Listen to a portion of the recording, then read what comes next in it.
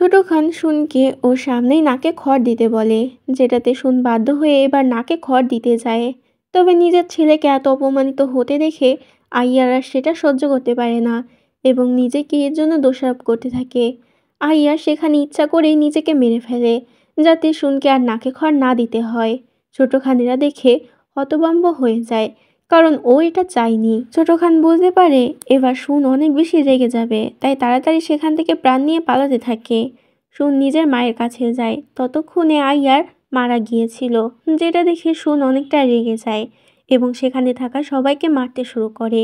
এরপর শুন ছোট খানের পিছু নিতে থাকে এবং ওকে মারতেই যাবে, কিন্তু সময় মতো সেখানে রানী চলে আসে এবং বলে, তুমি আমার ছেলেকে মেরো না, দরকার হলে আমাকে মেরে ফেলো। ছোট খান বলে, তুমি আমার মাকে ছেড়ে দাও, আমাকে মেরে ফেলো। এটা দেখে এবার শুন কাউকেই মারতে পারে না এবং অস্ত্র ফেলে দেয়। ততক্ষণে সেখানে চাঙ্গিরাও চলে এসেছিল। তবে শুন এখান থেকে ছোট খানকে না মেরে যাবে না। চাঙ্গি শুনকে শান্ত হতে বলে, যেটাতে শুন এবার চাঙ্গির উপরেই রেগে যায় এবং বলে, তোমার জন্য এসব কিছু হয়েছে। আজ যদি তুমি আমার কথা মেনে চলতে, তাহলে আমার মাকে এভাবে মরতে হতো না। চাঙ্গির হাতে আর কোনো উপায় ছিল না। শুনকে শান্ত করার জন্য চাঙ্গি তখন শুনকে অজ্ঞান করে দেয় এবং সেখান থেকে শুনকে নিয়ে যেতে শুরু করে। তবে ততক্ষণে ছোট খানকে মারার চেষ্টা করায় ওদের পিছু নিয়েছিল শিয়াল বিভাগের লোকেরা, যেটাতে চাঙ্গি মুজিনকে বলে তাড়াতাড়ি শুনকে নিয়ে পালিয়ে যেতে এবং ও ওই লোকেদের মনোযোগ আকর্ষণ করে নিজের দিকে নিয়ে যাবে। মুজিন চাঙ্গির কথা মতোই কাজ করে এবং শুনকে নিয়ে তাড়াতাড়ি চলে যায়। এবার চাঙ্গির পিছনে পড়ে যায় শিয়াল বিভাগের লোকেরা এবং চাঙ্গিকে একটি তীর মেরে অনেকটা ঘায়াল করে দেয়। এখানে চাঙ্গি ওদের হাতে ধরা পড়ে গিয়েছিল।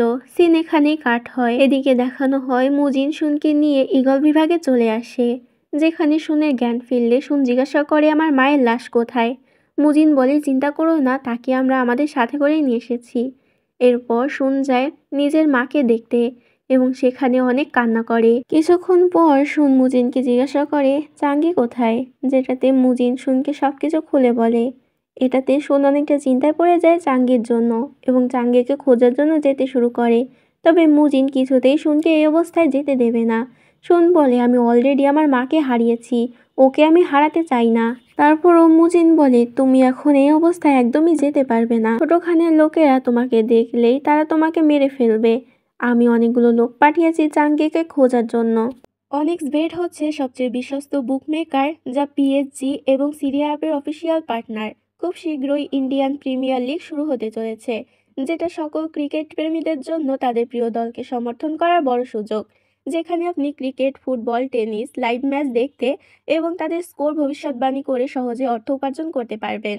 সেই সাথে বিএমডব্লিউ গাড়ি, আইফোন, ল্যাপটপ এবং আরও অনেক নগদ পুরস্কার জেতারও সুযোগ রয়েছে। এই অ্যাপটিতে আপনি crash, crystal, under and over 21 ইত্যাদি গেম খেলে সহজে আয় করতে পারবেন। আপনি বিকাশ, নগদ, ব্যাংক, ক্রিপ্টো, পেপাল অন্য সহজ পদ্ধতির মাধ্যমে সহজে আপনার জেতা টাকা তুলতে পারবেন। এখানে আপনি 24 ঘন্টা 7 দিন গ্রাহক সহায়তা পাবেন। তাই এখনই আমার পিন কমেন্টের লিঙ্ক ব্যবহার করে রেজিস্ট্রেশন করুন অথবা গুগলে অনেক্স বেট সার্চ করে রেজিস্ট্রেশন করুন। আর হ্যাঁ, রেজিস্ট্রেশনের সময় আমার প্রোমো কোড জুহি7 ব্যবহার করে প্রথম ডিপোজিটে 20,000 টাকা পর্যন্ত পান। এদিকে ছোট খানের অনেকটা খারাপ লাগছিল শুনের জন্য, কেননা ও তো শুনের মাকে এভাবে মারতে চায়নি। ছোট খান মনে মনে বলতে থাকে, আমি সত্যি অনেক দুঃখিত, কিন্তু আমাদের মধ্যে এই শত্রুতা কেন সেটা আমি নিজেও জানি না। হয়তো তুমি ঈগল বিভাগের রাজা না হলে এবং আমি ছোট খান না হলে আমরা বন্ধু হতাম। এরপর ছোট খানের আঙ্কেল আসে ছোট খানের সাথে দেখা করার জন্য এবং তাকে শুনকে মারার জন্য আবারও উস্কাতে শুরু করে। সে বলে সে আজকে আপনাকে মেরেই ফেলতো, তাই তার আগে আপনাকেই তাকে মেরে ফেলতে হবে। এবার এসব কিছু ছোট খানের একটুও ভালো লাগে না। মূলত ছোটবেলা থেকে ছোট খানের মনে শুনের প্রতি এতটা ঘৃণা এই আঙ্কেলই ঢুকিয়েছে। যাই হোক, ছোট খান জিজ্ঞাসা করে চাঙ্গে কোথায়, যেটাতে আঙ্কেল বলে, আমরা তাকে প্রায় ধরেই ফেলেছিলাম, কিন্তু তখনই সেখানে একটি লোক চলে আসে যে অনেক ভালো ফাইটিং পারে এবং আমাদের সকল গাইডকে মেরে চাঙ্গিকে নিয়ে সেখান থেকে চলে গিয়েছে। এদিকে শুন যখন জানতে পারে চাঙ্গিকে এখনো পাওয়া যায়নি, তখন অনেকটা চিন্তায় পড়ে যায় এবং মনে করে হয়তো ছোট খানই চাঙ্গিকে ধরে ফেলেছে। তাই শুন এই অবস্থায় ছোট খানের সাথে দেখা করতে যায়, যেখানে ছোট খান প্রথমেই শুনের কাছে ক্ষমা চায় সব কিছুর জন্য, যেটাতে শুন অনেকটা রেগে যায়। তারপরও ছোট খানকে মারে না এবং বলে, আমি চাইলেই তোমাকে মেরে ফেলতে পারি, কিন্তু আমি তোমাকে মারবো না, কেননা তোমাকে মারলে আমার মা আর ফিরে আসবে না। ছোট খান বলে, আমি কখনোই তোমাকে মারতে চাইনি বা তোমার কোনো ক্ষতি করতে চাইনি। আমি শুধু তোমার থেকে বেশি পারদর্শী হতে চেয়েছি, তোমাকে যুদ্ধে হারাতে চেয়েছি এবং প্রতিশোধ নিতে চেয়েছি। যেটা দেবাশন রেগে যায় এবং বলে, হত্যা, খুন, প্রতিশোধ এগুলো শুধু মানুষকে কষ্ট দিতেই পারে। তাই আমি তোমার কাছ থেকে এই প্রতিশোধ আর নিতে চাই না। তুমি শুধু এটুকু বলো চাঙ্গিকে কোথায় রেখেছো। যেটাতে ছোট খান বলে, আমি চাঙ্গিকে ধরিনি। এখন তোমার এটা বিশ্বাস নাও হতে পারে, কিন্তু এটা আমার কিছু করার নেই, কারণ সত্যি চাঙ্গি আমার কাছে নেই। এটা বলে ছোট খান সেখান থেকে চলে যায়। সুন অনেকটা চিন্তায় পড়ে যায় যে চাঙ্গি কোথায় গেল তাহলে। এরপর আমরা চাঙ্গিকে দেখতে পাই, যার জ্ঞান ফিরে আসে। এখানে সেই ছেলেটি ছিল যে ছেলেটি চাঙ্গিকে বাঁচিয়েছিল। সিতু ছিল অনেক ভালো একজন তলোয়ারবাজ, আর এই বৃদ্ধ লোক হচ্ছে সিতুর মাস্টার। এখানে সিতু তো চাঙ্গির সাথে অনেক কথা বলতে থাকে, তবে চাঙ্গির তখন সুনের কথা মনে পড়ে যে সুনের মা ওর কারণেই মারা গিয়েছে। তাই চাঙ্গি ওদেরকে বলে, আমি একটু একা থাকতে চাই। যেটাতে সিতু নিজের মাস্টারকে নিয়ে সেখান থেকে চলে যায়। এরপর আমরা বড় খানকে দেখতে পাই, যে ছোট খানকে ডেকে পাঠায়। বড় খান বলে, লিউইকে পালানোর জন্য সুন তাকে সাহায্য করেছে, এমনকি রানীর উপরে আক্রমণ করেছে, তোমার উপরেও আক্রমণ করেছে। তাই এক্ষুনি আমি সুনকে মেরে ফেলবো গিয়ে। তবে তখনই ছোট খান তাকে থামতে বলে। সিন এখানেই কাট হয়। এরপর আমরা সুনকে দেখতে পাই, যার কাছে খবর আসে বড় খান এখানে আসছে ঈগল বিভাগের উপরে আক্রমণ করার জন্য। যেটাতে সুন ঠিক করে ও নিজে আত্মসমর্পণ করবে এবং বড় খানকে বলবে সবাইকে ক্ষমা করে দেওয়ার জন্য। এরপর বড় খান সেখানে আসলে সুন তার কাছে গিয়ে ক্ষমা চায় এবং বলে, আপনি আমাকে যা শাস্তি দেবেন আমি তাই মাথা পেতে নেব, কিন্তু আমার লোকেদের ছেড়ে দিন। তবে বড় খান তখন শান্ত গলায় সুনকে উঠতে বলে। বড় খান সুনকে ভিতরে নিয়ে যায় এবং বলে, ছোট খান আমাকে সবকিছু খুলে বলেছে যে তোমার মায়ের সাথে কি কি হয়েছে, এবং আমি ভুল বুঝেছিলাম যে লিউইকে পালানোর জন্য তুমি সাহায্য করেছো। ছোট খান যা করেছে তার জন্য আমি অত্যন্ত দুঃখিত। এখন তুমি বলো, যদি তুমি কিছু চাও তাহলে আমি সেটা অবশ্যই পূরণ করব। সুন বলি, আমার মায়ের একটি ইচ্ছা ছিল যে সে পুরো পৃথিবী ঘুরবে, তাই আমি এখন চাই তার হয়ে এই স্বপ্নটা পূরণ করতে। কিন্তু যতদিন আমি ঈগল বিভাগের রাজা রয়েছি ততদিন আমি এটা পারবো না। তাই আমি চাই আপনি ঈগল বিভাগের জন্য অন্য একটি রাজা দেখুন। সুনের এই কথায় বড় খান একদমই খুশি হয় না, তবে বাধ্য হয়ে তাকে রাজি হতে হয়। বড় খান ছোট খানের উপর অনেক বেশি রেগেছিল এবং ছোট খানকে বলে, তোমার জন্য এই সব কিছু হয়েছে। আগে আমার কাছে আইয়ার ছিল, যার কারণে সুন আমার সব কথা শুনতো, কিন্তু সে এখন আমার অবাধ্য হচ্ছে শুধুমাত্র তোমার কারণে। এরপর দেখানো হয় বড় খান আসে রানীর কাছে এবং তাকে অনেক কথা শোনায়।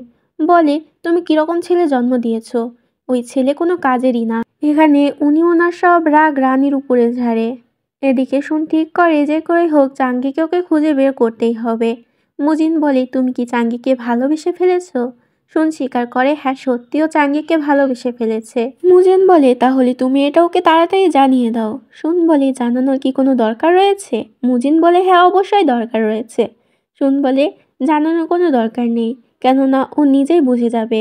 এরপর শিওয়াকে দেখানো হয় যে চাঙ্গির একটি ছবি নিয়ে শহরে ঘুরছিল এবং চাঙ্গিকে খুঁজছিল। তখন সেখানে আমরা সুয়াংকে দেখতে পাই। সুয়াং শিওয়ার হাতে চাঙ্গির ওই ছবিটা দেখে। যদিও ছবিটা দেখে কোনো চেনার কায়দা ছিল না, তারপরে সুয়াং বুঝতে পারে এটা চাঙ্গির ছবি। সুয়াং তখন শিওয়াকে একটু সাইডে নিয়ে যায় এবং জিজ্ঞাসা করে, সত্যি করে বলো তুমি চাঙ্গিকে কেন খুঁজছো? তোমাকে কি চাঙ্গান থেকে পাঠানো হয়েছে? স্বাভাবিকভাবেই সুয়াং তো শিওয়ার সাথে পেরে ওঠে না। শিওয়া জিজ্ঞাসা করে, তুমি বলো যে তুমি চাঙ্গিকে কি করে চেনো? সুয়াং বলে, আরে আরে ছাড়ো, আমি বলছি চাঙ্গিকে আমি অনেক আগে থেকেই চিনি। এরপর দেখানো হয় সুয়াং শিওয়াকে নিয়ে মন্ত্রী সাহেবের কাছে আসে, যেখানে ইউয়ানও ছিল। মন্ত্রী সাহেব এখানে শিওয়াকে সবকিছু খুলে বলে এবং ওকে একটি ভালো ছবি দেয় চাঙ্গির, বলে এটা দিয়ে তুমি চাঙ্গিকে খুঁজতে পারো। শিওয়া সেখান থেকে যেতে গেলে সুয়াং ওর সাথে যেতে চায়, তবে শিওয়াকে মানা করে দেয়। এদিকে আমরা চাঙ্গিকে দেখতে পাই যে যাওয়ার চেষ্টা করে, তবে এখান থেকে সিতু ওকে কিছুতেই যেতে দেবে না। সিতু বলে, তুমি এখনো সুস্থ হওনি এবং আমার মাস্টার বলেছে তোমাকে ভালো করে তলোয়ারবাজি শেখাতে, এখন থেকে আমি তোমার মাস্টার। তবে এটা চাঙ্গি কিছুতেই মানবে না। চাঙ্গি ওর সাথে লড়াই করতে থাকে, কিন্তু সিতুর সাথে কিছুতেই পেরে উঠছিল না। চাঙ্গি অবাক হয়ে যায় এবং জিজ্ঞাসা করে, তুমি এই কলা কৌশল কোথা থেকে শিখলে? যেটাতে সিতু বলে, যদি তুমি এটা শিখতে চাও তাহলে আমাকে নিজের মাস্টার মানো। জাহাঙ্গীর সাথে সাথে রাজি হয়ে যায়, কেননা ওকে তো প্রতিশোধ নিতে হবে, তাই যুদ্ধটা জানা ওর জন্য খুবই জরুরি। এরপর আমরা লি এবং শিয়াওকে দেখতে পাই, যারা লুইয়াং নামে একটি শহরে পৌঁছে যায়। তখনই দেখতে পাই একটি সরকারের লোককে সবাই মিলে মারছে। আসলে এই শহরে অনেক দিন ধরে দুর্ভিক্ষ চলছে, তাই সরকার থেকে ওদের জন্য খাবার পাঠানো হচ্ছিল। তবে ওই লোকগুলো সরকারের উপর এতটাই ক্ষিপ্ত ছিল যে লোকগুলো ওদের জন্য খাবার নিয়ে আসছিল তাদেরকে পিটিয়ে মেরে ফেলছিল। এগুলো দেখে স্বাভাবিকভাবেই লিয়ের অনেকটা খারাপ লাগে। লি বলে, তোমরা এটা একদমই ঠিক করছো না। তবে লিয়ের কথায় কেউ পাত্তাই দেয় না। চাঙ্গিকে খুঁজতে খুঁজতে শিওয়ার সাথে শুনে দেখা হয়ে যায়, যেখানে শুনে এসেছিল চাঙ্গিকে খোঁজার জন্য। অনেক বেশি রাত হয়ে গিয়েছিল, শিয়াওয়ের অনেকটা জ্বর এসেছিল, অনেক বেশি অসুস্থ ছিল। এই কারণে লি তোকে ঘাড়ে করে নিয়ে যাচ্ছিল। শিয়াও বলে, মনে হয় আমি আর বাঁচব না। যেটাতে লি বলে, এসব কথা বন্ধ করো, আমরা দুজন খুব শীঘ্রই অন্য শহরে পৌঁছে যাব এবং সেখানে গিয়ে তুমি যা চাও তোমাকে তাই দেওয়া হবে। সেও বলে, তুমি সত্যি একজন রাজকুমারী তাই না? তাহলে যখন আমরা ওখানে পৌঁছাবো তখন তুমি আমাকে ভাত খাওয়াবে? অনেকদিন ধরে আমি খাই না। যেটাতে লি অনেকটা ইমোশনাল হয়ে যায় এবং বলে, হ্যাঁ অবশ্যই, তুমি যা চাও তোমাকে তাই দেওয়া হবে। এরপর ও আবারও শিয়াওকে নিয়ে হাঁটা শুরু করে। সকাল হয়ে গিয়েছিল। লি দেখতে পায় সামনে অনেকগুলো গাইডেরা, অর্থাৎ ওরা চাঙ্গানের গেটে পৌঁছে গিয়েছে। লি শিয়াওকে বলে, চিন্তা করো না, দেখো আমরা পৌঁছে গিয়েছি, এখন তুমি ভাত খেতে পারবে। তখনই শিয়াও মারা যায়। তবে লি এটা বুঝতে পারে না। লি ওকে নিয়ে যেতে থাকে, তবে গার্ডরা ওকে আটকায় এবং বলে, তুমি একজন মরা মানুষকে নিয়ে ভিতরে ঢুকতে পারবে না। লি বলে, তোমরা সব কি বলছো? ও মরেনি। তবে গার্ডরা লিকে ধাক্কা দেয়, যার কারণে শিয়াও নিচে পড়ে যায়। এবার লিও বুঝতে পারে শিয়াও আর বেঁচে নেই। তখন সেখানে হৌদু আসে। হৌদু লিকে দেখে অনেকটা অবাক হয়। লি শিয়াওয়ের জন্য কান্না করতে করতে সেখানে অজ্ঞান হয়ে যায়। কিছুক্ষণ পর লিয়ের জ্ঞান ফেরে। লি হৌদুকে জিজ্ঞাসা করে, শিয়াও কোথায়? এতে হৌদু বলে, তাকে আমরা সমাধি দিয়ে দিয়েছি। যেটাতে লি অনেকটা কষ্ট পায়। লি বলে, হৌদু, কালকে আমি তোমার সাথে শিয়াওয়ের সমাধি দেখতে যাব, যাবে তো আমার সাথে? হৌদু বলে, রাজকুমারী, এখন কি আপনি আমাকে ভয় পান না? যেটাতে লি বলে, না, কেননা এতদিন আমি অনেক কিছু সহ্য করেছি, তাই এখন আর আমার মৃত্যুর কোনো ভয় নেই এবং তোমারও কোনো ভয় নেই। পরের দিন সকালবেলা লি এবং হৌদু যায় শিয়াওয়ের সমাধির কাছে, যেখানে লি শিয়াওয়ের জন্য অনেকগুলো বাটিতে করে ভাত নিয়ে এসেছিল, কেননা শিয়াও মরার আগে ওর কাছে ভাত খেতে চেয়েছিল। এরপর রাতের বেলা যখন লি নিজের ড্রেস চেঞ্জ করছিল, তখনই হুট করে হৌদু ঘরে ঢুকে পড়ে। আসলেও বুঝতে পারেনি। হৌদু অনেকটা অস্বস্তিতে পড়ে যায় এবং লিয়ের কাছে ক্ষমা চায়। লি বলে, কোনো ব্যাপার না, নিশ্চয়ই কোনো জরুরি কথা আছে। হৌদু বলে, হ্যাঁ, আপনার ভাই অর্থাৎ রাজকুমার আসতে চলেছে আপনার সাথে দেখা করার জন্য।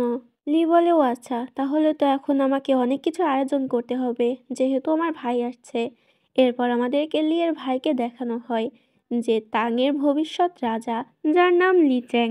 লিচ্যাংয়ের স্বভাবটা তোমাদের একটু বলে দিই। লিচ্যাং অনেকটা অহংকারী ছিল, তবে অতটাও খারাপ না। সুইও এখানে লিচ্যাংকে নিয়ে শহরে পৌঁছে যায়। তবে সেখানে অনেকগুলো লোক ছিল যারা ওই দুর্ভিক্ষে ভুগছিল। তারা এখানে এসেছিল খাবার খাওয়ার জন্য এবং তারা রাজার উপরে অনেকটা ক্ষিপ্ত ছিল। তখন সেখানে লিচ্যাং আসে এবং বলে, তোমরা এত চেঁচামেচি কেন করছো? দেখো, রাজকুমার চলে এসেছে, এবার তোমাদের সকল সমস্যা আমি দূর করে দেব। যেহেতু ওরা রাজার উপর অনেক বেশি রেগেছিল, এই কারণে রাজকুমারকে দেখে তো আরও বেশি রেগে যায় এবং রাজকুমারকেই মারার জন্য যেতে থাকে। যেটাতে সুয়ু কোনো মতে সেখান থেকে লিচ্যাংকে বাঁচায়। লি হৌদুকে জিজ্ঞাসা করে, বাইরে এত চেঁচামেচি কিসের? হৌদু তখন লিকে সব কিছু বলে। লি বলে দরজা খুলে দেওয়ার জন্য এবং তাদের সাথে লি নিজেই কথা বলবে, যেটাতে হৌদুও রাজি হয়ে যায়। এরপর লি বাইরে বেরিয়ে আসে এবং সবাইকে শান্ত হতে বলে। লি তাদেরকে কথা দেয় যে তাদেরকে খাবার ব্যবস্থা করে দেওয়া হবে, যেন তারা রাজার উপরে ভরসা রাখে। সবাই তখন একটু শান্ত হয়। লি সেখানে দেখতে পায় একটি লোকের মাথায় অনেকটা আঘাত লেগেছে, তাই তাকে ওষুধ লাগাতে যায়। তবে লোকটি তখন পালাতে থাকে। তবে হৌদু তাকে ধরে নেয়। হৌদু বুঝতে পারে এগুলো তো নকল রক্ত এবং এই লোকগুলোই এতক্ষণ ধরে অন্য বাকি সব লোকদেরকে উস্কাচ্ছিল রাজার বিরুদ্ধে। তবে তখন লি তাকে ছেড়ে দেওয়ার জন্য বলে, যেটাতে হৌদু লোকটিকে ছেড়ে দেয়। এরপর হৌদু সবাইকে বলে, দেখো, এই বিশ্বাসঘাতকতার উপরেও রাজকুমারী কতটা দয়া দেখাচ্ছে, তাহলে তোমাদের জন্য কি কি করবে সেটা ভেবে দেখো। সবাই মিলে তখন রাজকুমারী লি এর অনেকটা প্রশংসা করতে থাকে। এরপর লি সুইয়ের দিকে তাকায় এবং অনেকটা খুশি হয়ে যায়।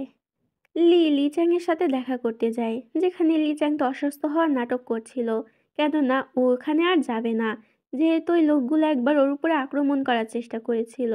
এখানে লি চ্যাং অনেকটা ভয় পেয়েছিল। লি বলে, এতটা ভয় পেলে কি চলবে নাকি? আমি জানি যে তুমি এখন অনেকটা ছোট, কিন্তু ভবিষ্যতে সবকিছু তো তোমাকেই সামলাতে হবে। এদিকে দেখানো হয় সিতু চাঙ্গিকে নিয়ে নিজেদের আশ্রমে নিয়ে এসেছিল। তবে এখানে আসা থেকে চাঙ্গি তো একটি রুমে চুপচাপ বসেছিল, কোনো খাবারও খায়নি। তখন সেখানে আশ্রমের দ্বিতীয় মাস্টার জিংত্যাং চলে আসে এবং জিজ্ঞাসা করে, তুমি সেই হতে এখানে বসে আছো, এর কারণ কি আমি জানতে পারি?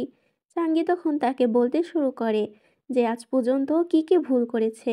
যদি ওই ভুলগুলো না করতো তাহলে হয়তো অনেকের প্রাণ বেঁচে যেত।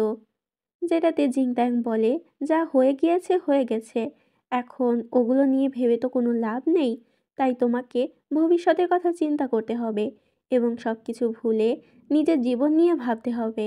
এটা বলেই জিংত্যাং সেখান থেকে চলে যায়। চাঙ্গিও ঠিক করে ওকে এইভাবে ভেঙে পড়লে চলবে না। তখন সেখানে বেই নামের আশ্রমের একটি মেয়ে চলে আসে এবং চাঙ্গিকে জিজ্ঞাসা করে, জিংত্যাং আপনাকে জিজ্ঞাসা করেছে যে আপনি কি এখানেই থাকতে চান না নিজের বাড়িতে যেতে চান। চাঙ্গি বলে, বাড়ি তো আমি যেতে পারবো না, তাই আমি এখানেই থাকবো। বেই এতে অনেক খুশি হয় এবং বলে, তাহলে আমিও নিজের একজন সাথী পেয়ে যাব, এখানে আমাদের বয়সের অনেকেই রয়েছে। তোমার নাম কি? চাঙ্গি মনে মনে ভাবে, চাঙ্গিকে তো সবাই মেরে ফেলেছে, এখন থেকে ও আর চাঙ্গি নয়। চাঙ্গি বেইকে বলে ওর নাম হচ্ছে আলী। এরপর আমরা শুনকে দেখতে পাই, যাকে শিবা মন্ত্রী সাহেব এবং সুয়াংয়ের কাছে নিয়ে এসেছিল। সুয়াং এখানে স্বাভাবিকভাবেই শুনকে একদমই সহ্য করতে পারছিল না। সুন ইউয়ানের সাথে খেলতে থাকে, যেটা দেখে সুয়ান আরও রেগে যায়। সুয়ান তাড়াতাড়ি গিয়ে ইউয়ানকে বলে, তুমি ওর সাথে খেলো না, ওর কারণেই তোমার বাবা মা মারা গিয়েছে। তবে বেশি কিছু বলার আগে সেখানে মন্ত্রী সাহেব আসে এবং সুয়ানকে ধমক দিয়ে থামিয়ে দেয়। মন্ত্রী সাহেব সুয়ানকে বোঝায় ইউয়ানের মনে কোনো রকম ঘৃণা ঢুকতে দেওয়া যাবে না, কেননা ইউয়ানের বাবা মা চেয়েছিল ইউয়ান যাতে ভালো একটি লাইফ কাটায়। এরপর আমরা হৌদু এবং লিকে দেখতে পাই। লি এখানে ঘুমিয়ে পড়ছিল, যেটা দেখে হৌদু নিজের কাঁধ এগিয়ে দেয় যাতে লি ওর ঘাড়ে মাথা রেখে ঘুমাতে পারে। তবে তখনই সেখানে মেড আসে এবং লিকে ডাকে এবং বলে, রাজকুমার লি চ্যাং নাকি বেরিয়ে পড়েছে সকল দুর্ভিক্ষে ভোগা মানুষদেরকে দেখতে। এদিকে আমাদেরকে রাজকুমার লি চ্যাংকে দেখানো হয় যে বাজারে এসে সবার ভিতরে টাকা বিলোতে শুরু করে, যেটাতে স্বাভাবিকভাবে সেখানে ভিড়ের সৃষ্টি হয় এবং সে সবার পায়ের তলায় পড়ে অনেক বেশি আহত হয়। সময় মতো সেখানে একটি বাচ্চা ছেলে এসে রাজকুমার লি চ্যাংকে বাঁচিয়ে নেয় এবং তাকে ওষুধও লাগিয়ে দেয়। তবে ততক্ষণে সেখানে গার্ড এসে গিয়েছিল, যেটা দেখে বাচ্চাটি সেখান থেকে পালিয়ে যায়। এরপর আমরা ইউয়ানকে দেখতে পাই, যে আসে সুনের কাছে। সুন বলে, সুয়ান ঠিকই বলেছে, তোমার আমার থেকে দূরে থাকা উচিত। এর কারণ জিজ্ঞাসা করলে সুন কিছুই বলতে পারে না। সুন তখন ইউয়ানকে একটি বাঁশি দেয় এবং বলে, যখনই তুমি বিপদে পড়বে তখনই বাঁশি বাজাবে, আমি চেষ্টা করব সবসময় তোমাকে সব বিপদ থেকে বাঁচানোর।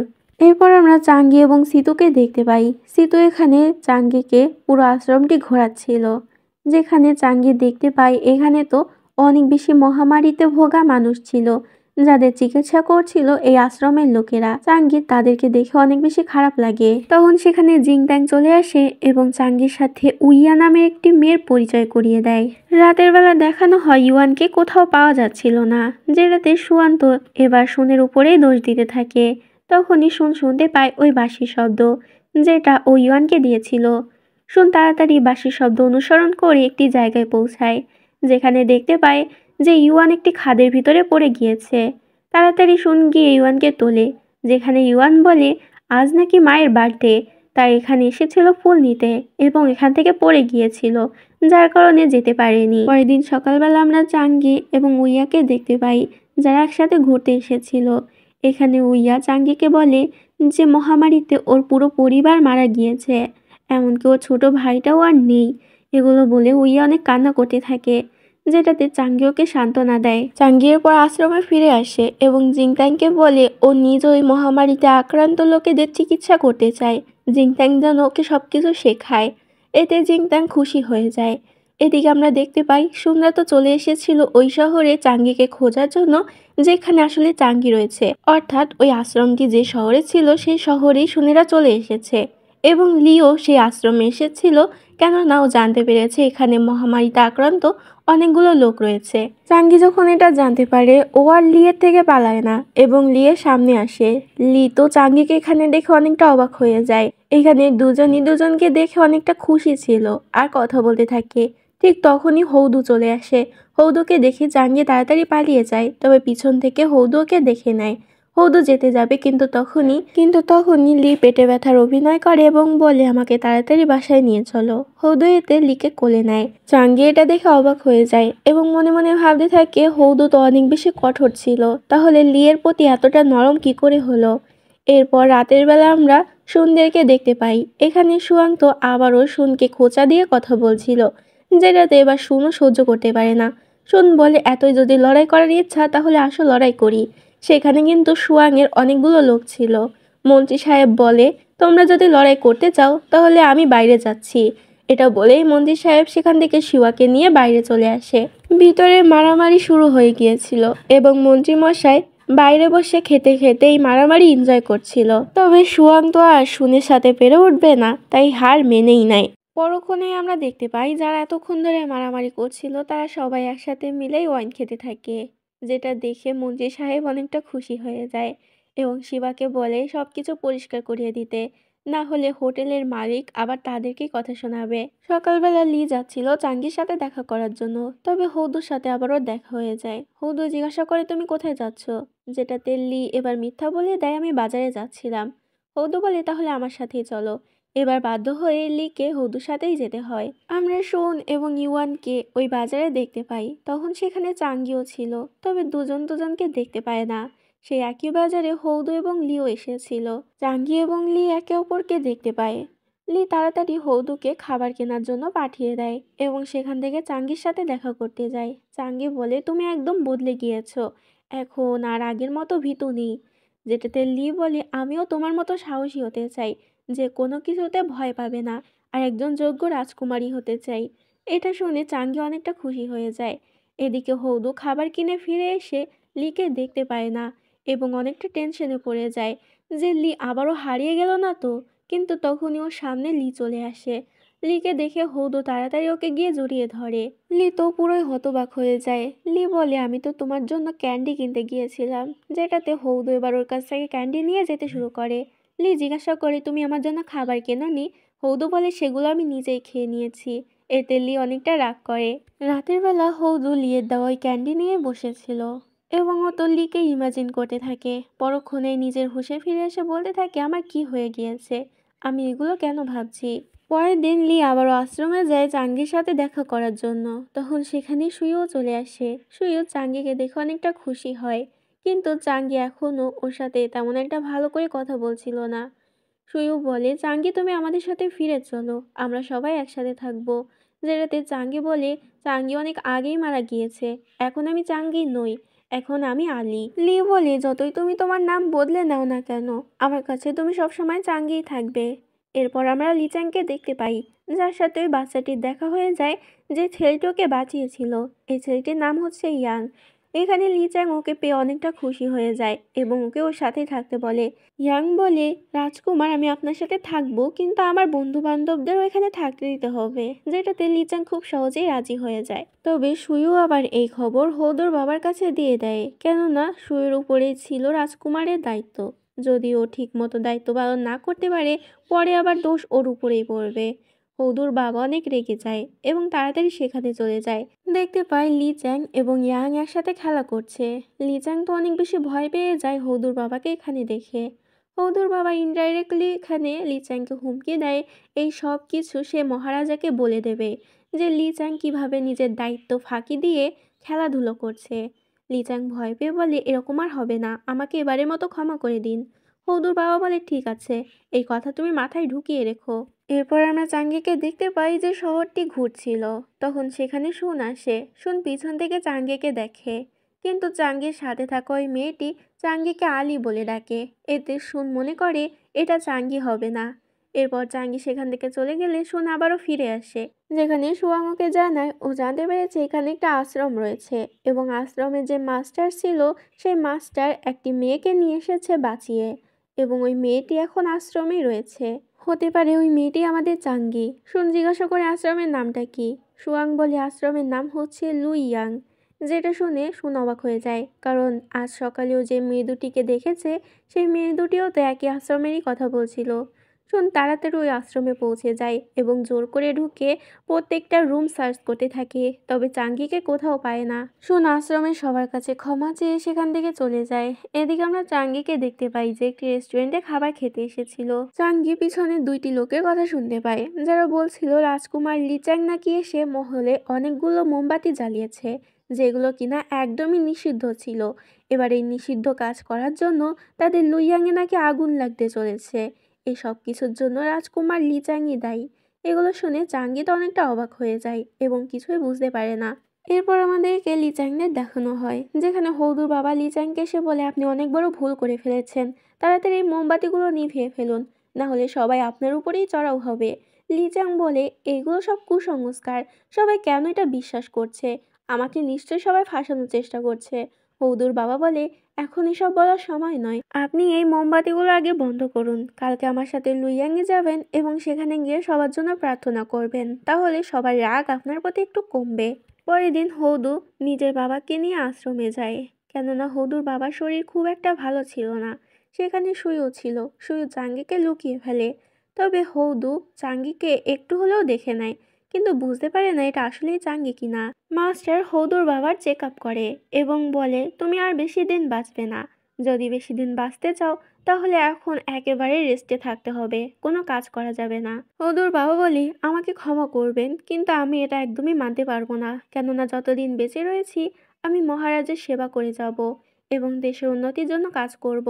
এরপর আমরা লিচিং নামের নতুন একটি ক্যারেক্টারকে দেখতে পাই, যে লুইয়াংয়ের জেনারেল, এবং সে নিজের বউকে অনেক বেশি ভয় পেত, তার সাথে ভালোবাসতো। তখনও দেখতে পাই সেখানে একটি লোক আসে এবং কিছু ভিখারিদের মধ্যে রাজকুমার লিচ্যাংকে নিয়ে অনেক বাজে বাজে কথা বলতে থাকে, মানে ওই গুজব ছড়াচ্ছিল আর কি। শুনো এটা দেখতে পায়। এবার লিচ্যাং এবং শুন দুজনেই ওই লোকটির পিছু করে এবং ওকে ধরেও ফেলে। লিচ্যাং ও শুন দুজনে একসাথে জিজ্ঞাসা করে তোমাকে এগুলো কে করতে বলেছে, তবে লোকটি তো কিছুই বলে না এবং সেখানেই একটি বিষ খেয়ে আত্মহত্যা করে নেয়। রাতের বেলা আমরা ইয়াংকে দেখতে পাই যে মহলের গেট খুলে দেয়, তখন সেখানে কিছু লোক ঢুকে পড়ে এবং তারা সেখানে কেরোসিন ঢেলে মহলে আগুন লাগিয়ে দেয়। লিচিং এবং শুন একসাথে কথা বলছিল, এখান থেকে আমরা জানতে পারি লিচিং হচ্ছে লুইয়ানের সেনাপতি। তখনই ওরা শুনতে পায় যে মহলে আগুন লেগেছে, তাই তাড়াতাড়ি বেরিয়ে পড়ে। এদিকে দেখানো হয় ওই লোকগুলো এসেছিল লি চ্যাংকে কিডন্যাপ করার জন্য, তবে সেখানে লি চ্যাংকে দেখতে পায় না। এতে তো ওরা ইয়াংয়ের উপর অনেক বেশি রেগে যায়। এদিকে চাঙ্গিও খবর পেয়ে গিয়েছিল আগুন লাগার বিষয়ে, ও তাড়াতাড়ি লি চ্যাংকে বাঁচানোর জন্য আসে, তবে সেখানে লিচ্যাং ছিল না। চাঙ্গি বাইরে বেরিয়ে আসে এবং লিকে বলে ভিতরে লিচ্যাং নেই, অর্থাৎ হয়তো অন্য কোনো জায়গায় রয়েছে, কিন্তু আমাকে এখন এখান থেকে যেতে হবে, না হলে ধরা পড়ে যাব। এটা বলে চাঙ্গি সেখান থেকে চলে যায়। শুন এবং লিচিং সেখানে এসে যারা আগুন লাগিয়েছিল তাদের ভিতর থেকে একজনকে ধরে ফেলে, তবে রাজকুমার লিচ্যাংকে এখনো পাওয়া যায়নি, যেটাতে সবাই অনেকটা টেনশনে পড়ে যায়। একজন দাস বলে আমি আশ্রমের একটি মেয়েকে এখানে আসতে দেখেছিলাম, তার চোখের নিচে একটি তিল রয়েছে এবং সে অনেক বেশি সুন্দর, আমার মনে হয় রাজকুমারের নিখোঁজ হওয়ার পিছনে তারই কোনো হাত রয়েছে। চোখের নিচে তিল আছে, এটা শুনে হৌদুর বাবা তো বুঝে যায় এটা চাঙ্গি, অর্থাৎ চাঙ্গি এটা করেছে। লি কিছু বলতে যাবে তার আগে হৌদুর বাবার শরীর অনেকটা খারাপ হয়ে যায়, যার কারণে হৌদু তাকে নিয়ে তাড়াতাড়ি আশ্রমে চলে যায়, যেখানে চাঙ্গিও বেরিয়ে আসে। এবার এরা সবাই একে অপরের মুখোমুখি হয়।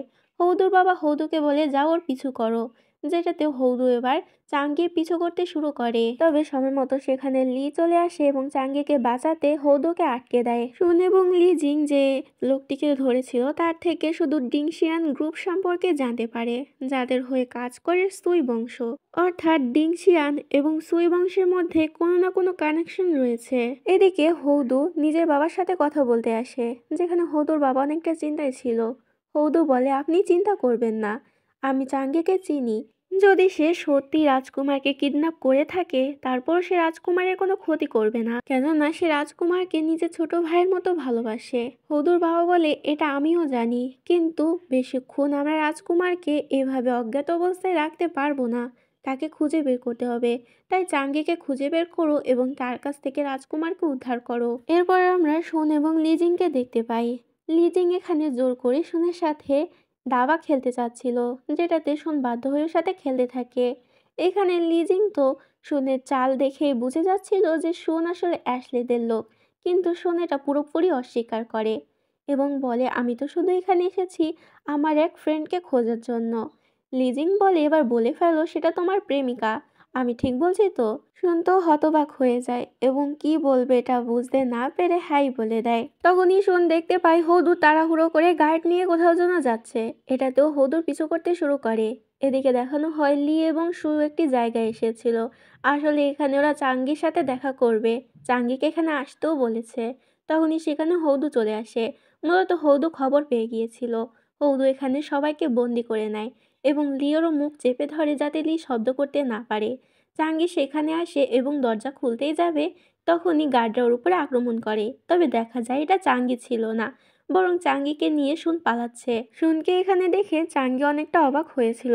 আসলে যখনই চাঙ্গি ওখানে ঢুকতে যাবে তখনই শুন এসে ওকে আটকে নেয় এবং ওকে নিয়ে পালাতে শুরু করে। শুন চাঙ্গিকে নিয়ে একটি হোটেলের রুমে ঢুকে পড়ে, যেখানে চাঙ্গিকেও জড়িয়ে ধরে এবং বলে তুমি জানো যে আমি তোমাকে কত কত জায়গায় খুঁজেছি। চাঙ্গি বলে আমাকে বাঁচানোর জন্য তোমাকে ধন্যবাদ। শুন বলে শুধু ধন্যবাদ জানালেই হবে না। এরপরও চাঙ্গির সাথে ওয়াইন টোস্ট করতে যায়। চাঙ্গি বলে আমি তোমাকে ধন্যবাদ জানিয়েছি, তোমাকে বিয়ে করতে পারবো না। শুন বলে ওটাও করবে কয়দিন পরে। তখনই ওরা দরজায় খটখটানির আওয়াজ শুনতে পায়। দেখা যায় সেখানে লি চাং এসেছে। লি চাং চাঙ্গিকে দেখে অবাক হয়ে যায় এবং বলে আরে আপু তুমি এখানে, তাহলে আমি ঠিকই শুনেছিলাম, আমি তোমার আওয়াজ শুনে এখানে এসেছি। চাঙ্গি বলে এসব কিছু ছাড়ো, এখন এটা বলো তুমি এখানে কি করে আসলে? তখনই গিয়ে লিজাংয়ের মনে পড়ে চাঙ্গি তো মারা গিয়েছিল, তাহলে এখানে কি করে আসলো, যেটাতে অনেকটা ভয় পেয়ে যায়। চাঙ্গি বলে ভয় পাওয়ার কোনো দরকার নেই, আমি এখনো মরিনি। যেটাতে লিচাং এবার ওকে সব কিছু খুলে বলে। আসলে ও এখানে এসেছিল নিজের ইচ্ছায়, কেননা এখানে নাকি অনেক সুস্বাদু খাবার পাওয়া যায়, তার সাথে সুন্দরী মেয়েরা নাচও দেখায়। এটা শুনে চাঙ্গি অনেকটা রেগে যায় এবং বলে তুই অপদার্থ, কোনোদিনও শুধরবি না। চাঙ্গি লিচাংকে অনেকগুলো কথা শোনায় এবং বকতে থাকে, যেটাতে লিচাং রেগে যায় এবং বলে আমি হৌদুর বাবাকে বলে দেবো যে তুমি এখানে এসেছো। অর্থাৎ এক কথায় ও চাঙ্গিকে হুমকি দিচ্ছে, যেটাতে চাঙ্গি আরো রেগে যায় এবং বলে তোকে একটা উচিত শিক্ষা দিতেই হবে। চাঙ্গি লিচাংকে অনেকগুলো পালোয়ানের হাতে তুলে দেয় এবং বলে তোর অনেক খেলার শখ না, তাহলে এদের সাথে খেল। চাঙ্গি ওই পালোয়ানদের অনেকগুলো টাকা দেয় এবং বলে ওকে বেশি মারবেন না, শুধু একটুখানি শিক্ষা দিয়ে দেবেন। পালোয়ান বলে চিন্তা করবেন না, এরকম কত শয়তান বাচ্চাকে আমরা সোজা করে দিয়েছি। এরপর চাঙ্গি এবং শুন সেখান থেকে চলে যায়। এদিকে দেখানো হয় হদু লিয়ের কাছে আসে, যেখানে লি অনেকটা রেগেছিল তাই ওকে একটি থাপ্পড় মেরে দেয়। লি বলে আমি ভেবেছিলাম তুমি উপর থেকে যতটাই কঠিন দেখাও না কেন তুমি ভিতর থেকে অনেকটা নরম, তবে আমি ভুল ছিলাম, তুমি শুধুমাত্র একটি কাঠের পুতুল যে কিনা নিজের বাবার কথায় ওঠো আর বসো। চাঙ্গির সাথে অনেক খারাপ হয়েছে, তারপরও কি তুমি দেখেছো চাঙ্গিকে আমাদের দেশের কোনো ক্ষতি করতে? বরং উল্টো সোজো সিটিকে বাঁচাতে গিয়ে চাঙ্গি নিজের প্রাণ বাজি রেখেছিল। এগুলো বলে লি সেখান থেকে চলে যায়। এবার হৌদও বুঝতে পারে লি সত্যি কথাই বলেছে, চাঙ্গি তো কোনো সময় দেশের ক্ষতি চায়নি, বরং ও নিজের চোখে দেখেছে চাঙ্গি সোজো সিটিকে বাঁচানোর জন্য কি কি করেছে। এইদিকে শোন চাঙ্গিকে নিয়ে ফিরে এসেছিল, সবাই এখানে চাঙ্গিকে দেখে অনেকটা খুশি হয়। হৌদু নিজের বাবাকে সবকিছু খুলে বলে এবং বলে চাঙ্গি কখনো দেশের ক্ষতি চায়নি, তাই জন্য চাঙ্গিকে সে ক্ষমা করে দেয়। তবে হদুর বাবা এতে রেগে যায় এবং বলে তুমি আগে থেকে অনেক বদলে গিয়েছো, এই প্রথমবার তুমি আমার মুখের উপরে কথা বলছো। যাও, চাঙ্গিকে তোমাকে খুঁজতে হবে না, আমি নিজেই চাঙ্গিকে খুঁজে ওকে শাস্তি দেবো। এরপর আমরা বড় খানের কনকিউবাইন জিনসেকে আশ্রমে আসতে দেখি। এখানে ও কি উদ্দেশ্য নিয়ে এসেছে সেটা তো আমরা পরে জানতে পারবো। শুন মন খারাপ করে দাঁড়িয়েছিল, তখন সেখানে চাঙ্গি আসে এবং মন খারাপের কারণ জিজ্ঞাসা করে। শুন বলে তুমি আমাকে কথা দাও যে সবসময় আমার সাথে থাকবে, আমি যেখানে যাব সেখানে যাবে। চাঙ্গি এতে রাজি হতে চায় না। শুন বলে তুমি কি ভুলে গিয়েছিলে যে তুমি আমাকে কি কথা দিয়েছো, তুমি আমার 3টা উইশ পূরণ করবে। চাঙ্গি বলে তো তুমি এখন আমাকে জোর করতে চাচ্ছ নাকি? শুন বলে তুমি যাই ভাবো না কেন, আমি তোমাকে আমার থেকে দূরে যেতে দেব না। জাঙ্গি এবার রাজি হয়ে যায় এবং শুনকে পিঙ্কি প্রমিস করে যে ও শুনের সাথেই থাকবে। তবে চাঙ্গি এখান থেকে যাওয়ার আগে একবার আশ্রমের সবার সাথে দেখা করতে চায়। তবে এইদিকে দেখানো হয় যে হৌদুর বাবা তো চাঙ্গিকে খোঁজার জন্য ঠিক ওই সময় আশ্রমে এসে পৌঁছায়। এখানে সে তাওয়িস্ট জিনতাংয়ের সাথে কথা বলছিল। ঠিক তখনই সেখানে জিনসে চলে আসে। এখানেই আমরা জানতে পারি যারা মহলে আগুন দিয়েছিল অর্থাৎ ডিংশিয়ান গ্রুপের লিডারই হচ্ছে জিনসে। ডিংশিয়ান গ্রুপ এখানে সবাইকে বন্দি করে নিয়েছিল। জিনসে স্বীকার করে যে আগুন লাগার পিছনে ওরই হাত রয়েছে, এমনকি রাজকুমার লিচাংকেও ওই কিডন্যাপ করেছে এবং মেরে ফেলেছে। এটা ওই কারণে বলে যাতে হদুর বাবার আর বেঁচে থাকার কোনো আশা না থাকে। জিনসে বলে রাজকুমারকে তো আমরা মেরে ফেলেছি, এখন কোন মুখ নিয়ে আপনি রাজার সামনে দাঁড়াবেন? এর চেয়ে ভালো এখানে আপনাকে মেরে ফেলি। হৌদুর বাবা বলে তুমি মিথ্যা কথা বলা বন্ধ করো। আমি জানি যে রাজকুমার লিজাংকে তুমি মারোনি। যদি সত্যি মেরে ফেলতে তাহলে এতক্ষণ তুমি চুপ করে বসে থাকতে না, বরং তুমি সবাইকে ঢোল পিটিয়ে এটা জানিয়ে দিতে যে রাজকুমার মারা গিয়েছে। জিনসে বলে অনেক চালাক আপনি, কিন্তু আজ তো আপনাকে এখান থেকে জীবিত ফেরত যেতে দেব না। এটা বলেই জিনসে যখনই হদুর বাবাকে মারতে যাবে তখনই সেখানে চাঙ্গি চলে আসে। চাঙ্গিকে দেখে জিনসে চিনে ফেলে যে এটা তো ছোট খানের আনা ওই গোলাম। জিজ্ঞাসা করে তুমি এখানে কি করছো? জাঙ্গি বলে আমি এখানে এনাকে মারতে এসেছি, আপনি ওকে মেরে নিজের হাত গন্ধ করবেন না, বরং আমার কাছে দিন, আমি ওকে মেরে ফেলছি। জিনসে বলে আমি জানি না তুমি ওকে কেন মারতে চাও, তারপরও যেহেতু চাচ্ছ তাহলে তুমি মারো। এটা বলে ও তলোয়ারটি চাঙ্গিকে দিয়ে দেয়। চাঙ্গি তখন হদুর বাবাকে মারতে যায়, কিন্তু আসলে ও হদুর বাবাকে নয় বরং পিছনে থাকা হদুর বাবাকে যে ধরে রেখেছিল তাকে মেরে দেয়। এবং তখনই সেখানে লড়াই শুরু হয়ে যায়। জিনসে বলে তুমি এটা একদমই ঠিক করলে না। মুহূর্তের মধ্যে সবার মধ্যে যুদ্ধ শুরু হয়ে যায় এবং তখন সেখানে সিতুও চলে আসে। জিংতাং চাঙ্গিকে বলে চাঙ্গি তাড়াতাড়ি সবাইকে নিয়ে বেরিয়ে যাও, আমি এবং সিতু সবাইকে দেখে নিচ্ছি। চাঙ্গি সবাইকে নিয়ে তাড়াতাড়ি বাইরে যেতে থাকে। তবে তখনই একজন ওর উপরে আক্রমণ করে, এতে চাঙ্গি অনেকটা আহত হয়। তারপরও চাঙ্গি সবাইকে বের করে দেয়। হৌদুর বাবা বলে চাঙ্গি তুমিও আসো। তবে চাঙ্গি বলে জিংতাং এবং সিতুকে বিপদে ফেলে ও যেতে পারবে না। এটা বলে চাঙ্গি দরজা আটকে দেয়। হৌদুর বাবা সেখানে একটি বাজি ফোটায় এবং সেখানে অজ্ঞান হয়ে যায়। এদিকে হৌদু ওই বাজি দেখে বুঝতে পারে বাবা কোনো বিপদে পড়েছে, তাই তাড়াতাড়ি বেরিয়ে পড়ে। হৌদুকে এত তাড়াহুড়ো করে যেতে দেখে লি এবং সুইওর পিছন পিছন যেতে শুরু করে। লড়াই করতে গিয়ে জিংতাং অনেকটা আহত হয়ে গিয়েছিল। চাঙ্গি এটা দেখে সিতুকে বলে জিংতাংকে নিয়ে তাড়াতাড়ি এখান থেকে যেতে, ও এদের সবাইকে দেখে নেবে। সিতু তাই করে এবং চাঙ্গি একাই ওদের সাথে লড়াই করতে থাকে। হৌদু এসে তাড়াতাড়ি নিজের বাবাকে ওষুধ খাওয়ায়। হৌদুর বাবা বলে তাড়াতাড়ি চাঙ্গিকে গিয়ে বাঁচাও। এদিকে জিনসে তো চাঙ্গিকে ধরেই ফেলেছিল। ঠিক তখনই সেখানে শুন আসে। শুন এসে চাঙ্গিকে ছাড়িয়ে নেয়, যেটা দেখে জিনসে রেগে যায় এবং বলে অ্যাশলি শুন তুমি এটা কি করছো?